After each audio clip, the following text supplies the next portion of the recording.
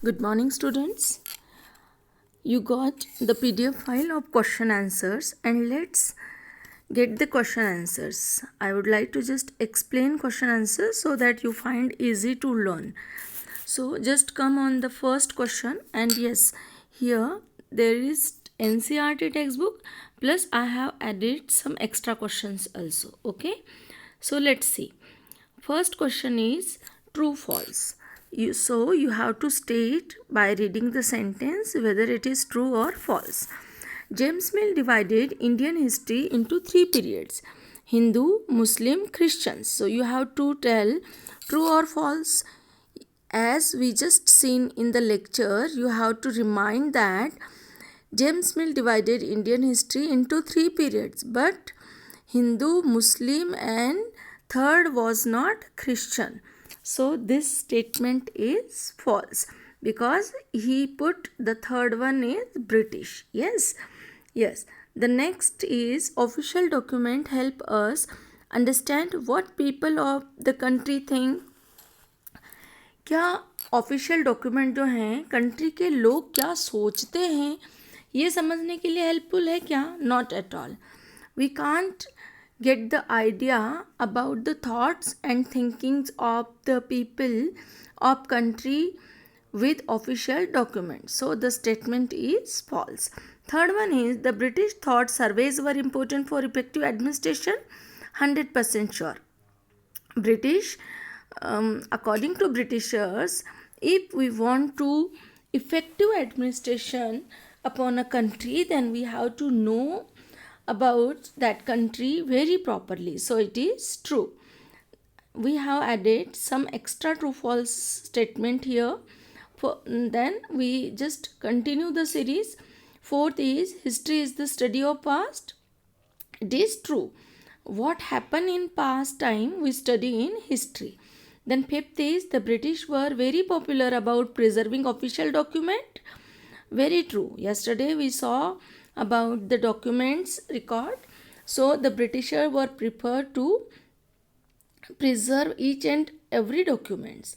Next, a history of British India. It is a name of book. Okay, a history of British India was written by James Mill. Yes, it is true. James Mill ने एक history की book लिखी है और उसका नाम है A History of British India.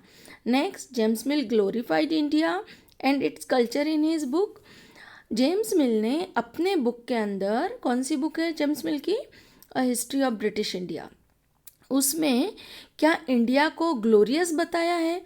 क्या इंडिया की बहुत अच्छी अच्छी बातें लिखी है? No, it is false. The statement is false as we know that James Mill actually thought that Indian were poor civilised. उन्होंने इंडियन को पुअर सिविलाइज्ड माना था और इसलिए उन्होंने इंडिया की ग्लोरी के बारे में अपनी बुक में नहीं बताया है. उन्होंने यूरोपियंस को सुपीरियर माना है और एशियन को पुअर सिविलाइज्ड माना है. Now let's see the question answer. What is the problem with periodisation of Indian history that James mill offers? हमें पता है जेम्स मिल ने 3 पार्टीशन में डिवाइड करी थी इंडियन की हिस्ट्री. कौन कौन सी? Hindus, Muslim and British. तो क्वेश्चन में पूछा जा रहा है कि जेम्स मिल ने जिसमें पीरियडाइजेशन करी हिस्ट्री को, उससे क्या प्रॉब्लम हुई? तो देखते हैं हम. First problem, it is hard to consider the periods of history according to religion because the people of other faith also exist. हम हिस्ट्री के, इतिहास के किसी भी काल को अकॉर्डिंग टू केवल रिलीजन के नाम पे डिवाइड नहीं कर सकते, क्योंकि कोई भी काल ऐसा नहीं होता है जिसमें केवल एक ही रिलीजन के लोग रहते हैं. अच्छा, फिर जब हम किसी हिस्ट्री के किसी पीरियड को, किसी काल को हम अगर रिलीजन का नाम दे देंगे तो जो बाकी रिलीजन वाले लोग वहाँ रह रहे हैं उनके साथ प्रॉपर जस्टिस नहीं होगा. ये फर्स्ट वाला पॉइंट का it is you have to just be continue. यहाँ पर थोड़ा गैप हो गया है तो आपको exist that time and justice can not be possible to be done with such people. ये पूरा सेम सेंटेंस में कंसिडर करना है. जस्ट लेट्स रीड अगेन पूरा ए पॉइंट. यहाँ पर थोड़ा सा स्पेस की प्रॉब्लम हुई है फाइल एडजस्ट करते हुए. It is hard to consider the period of history according to religion because the people of other faith also exist that time and justice cannot be possible to be done with such people. जो दूसरे faith के मतलब जो दूसरे धर्म के लोग, जो दूसरे विश्वासों के लोग उस समय उस देश में रहते हैं, उनके साथ प्रॉपर जस्टिस नहीं हो पाएगा. कब? अगर हम हिस्ट्री को किसी रिलीजन के नेम पर बांट दें तब. नेक्स्ट पॉइंट और क्या प्रॉब्लम हुई? It is not justified to characterise an age through the rulers because in several part of India the ruling kings were pattern of varied religions. Patron of varied religions. It means हम किसी particular rulers को, जैसे Hindu ruler, Muslim ruler, British ruler, इस नाम पर नहीं बांट सकते हैं. क्यों नहीं बांट सकते हैं? क्योंकि अगर इतने बड़े भारतवर्ष पर जहाँ कुछ जगह पर हिंदू राजा राज्य कर रहे थे तो उसी समय मुस्लिम राजा भी राज्य कर रहे थे. कहीं पर ब्रिटिश गवर्नर्स का भी जो है ब्रिटिश गवर्नर्स के टाइम में या ब्रिटिश गवर्नमेंट के टाइम में भी कुछ हिंदू और मुस्लिम राजा एग्जिस्ट थे. तो इसलिए धर्म के नाम पर हम इतिहास को डिवाइड, पार्टीशन, पीरियडाइजेशन नहीं कर सकते. और ये प्रॉब्लम्स जेम्स मिल के द्वारा करे गए इंडियन हिस्ट्री के पीरियडाइजेशन में अकर्ड हुई थी. Okay, let's see the next sentence. Why did British preserve official document? Britishers ने ऑफिशियल डॉक्यूमेंट को प्रिजर्व अर्थात उनका संरक्षण क्यों किया? उनको सुरक्षित क्यों रखा? Because it would be easier to know about the decisions taken in the past. अगर आज हम हिस्ट्री पढ़ें तो जो पास्ट में डिसीजन लिए गए हैं उनको हमें समझने में आसानी होगी. And the second point is to study prepared notes and reports in future. अगर ज़रूरत पड़ी तो पास्ट में क्या रिपोर्ट, क्या नोट्स, क्या कार्य किया था, इसकी स्टडी फ्यूचर में अगर करनी पड़ी तो प्रिजर्व रिकॉर्ड के थ्रू हम वो कर सकते हैं. अगर रिकॉर्ड प्रिजर्व नहीं है तो हम उसे नहीं कर सकते. Let's see the fourth question. How will the information historians get from old newspaper be different from that found in police report? अर्थात हिस्टोरियंस, इतिहासकार जो इन्फॉर्मेशन गैदर करते हैं वो न्यूज़पेपर की इन्फॉर्मेशन और पुलिस रिपोर्ट की इन्फॉर्मेशन अलग होती है, हो सकती है. अर्थात तो क्यों हो सकती है, इसके पीछे क्या रीज़न है, ऐसा क्वेश्चन में पूछा जा रहा है. सो let's see the answer. The information that published in old newspaper can be reflected by public opinion and the individual interest of reporters and editors, but the information found in police reports remains impartial so that there may be difference between the above mentioned reports.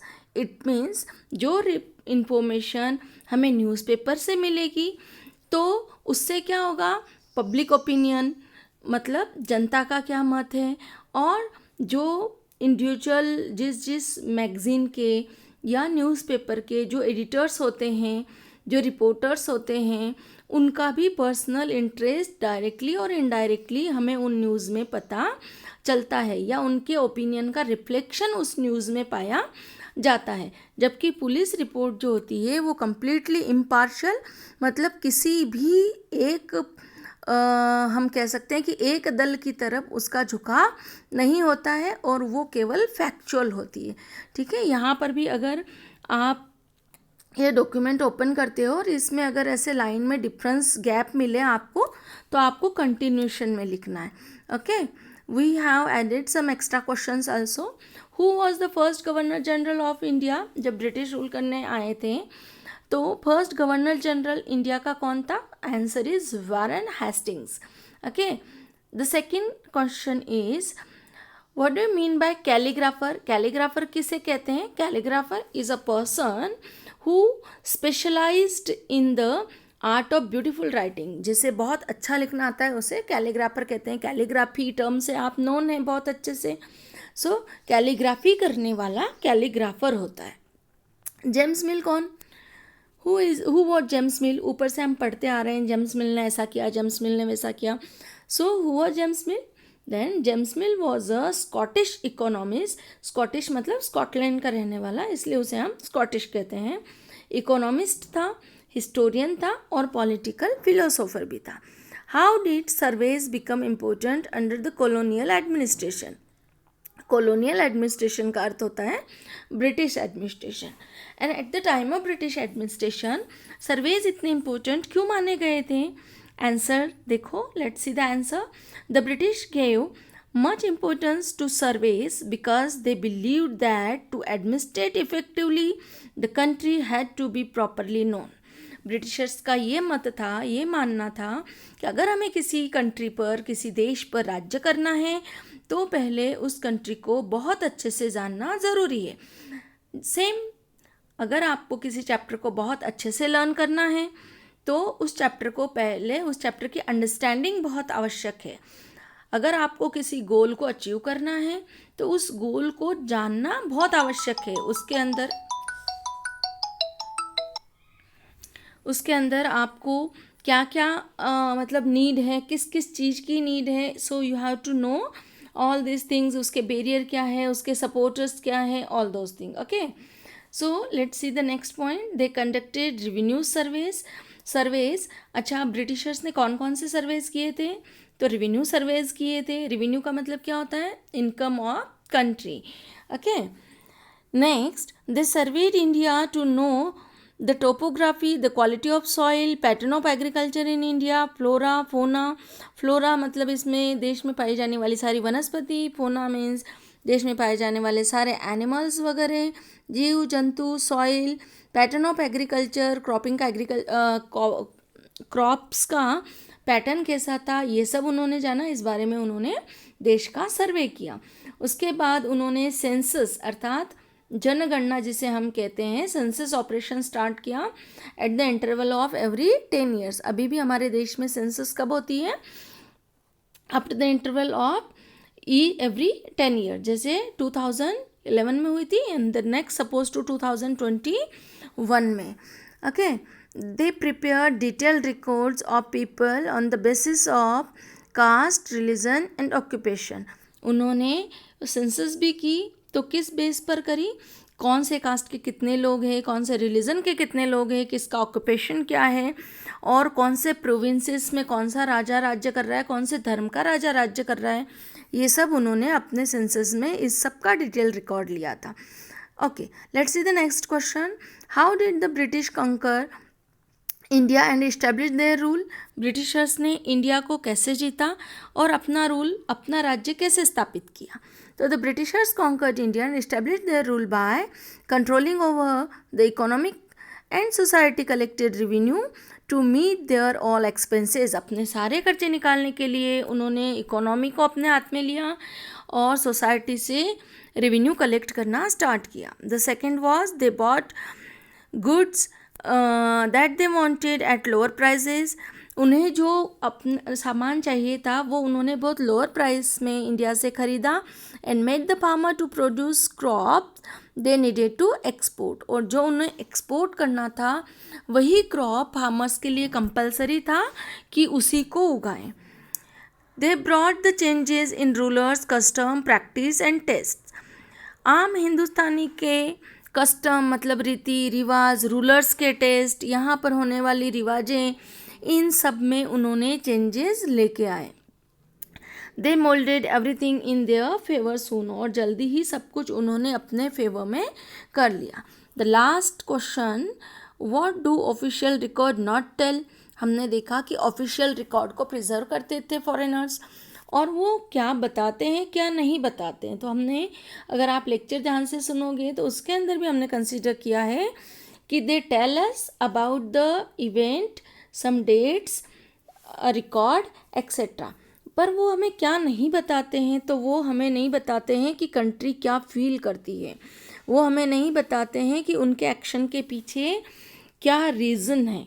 जैसे उन्होंने भारत में बहुत सारे जो development किए थे, mainly उनका selfishness उनका मेन रीज़न था. तो वो हमें किसी भी डॉक्यूमेंट में, किसी भी रिकॉर्ड में नहीं बताया गया है।